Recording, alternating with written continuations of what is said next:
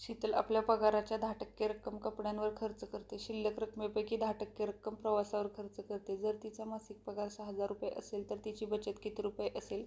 शीतलने कपड्यांवर खर्च केलेली 10% रक्कम आपण पहिल्यांदा रुपयांमध्ये काढून घेऊ. म्हणून 6,000चा 10% भाग देऊया.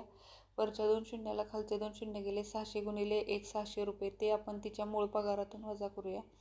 म्हणून 6,000 वजा 600. शून्यातून शून्य गेले, शून्यातून शून्य गेले, 10तून 6 गेले 4 आणि हातचा 1, 6तून 1 गेला 5. 5,400.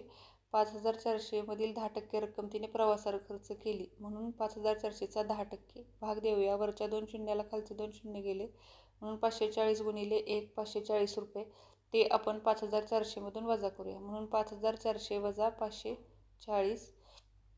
आता आपण वजाबाकी करू. शून्यातून शून्य गेले, 10तून 4 गेले 6, 14मधून 6 गेले 8 आणि हातचा 1, 5मधून 1 गेला 4. 4,860 रुपये. म्हणून 4,860 रुपये ही शीतलची बचत असेल.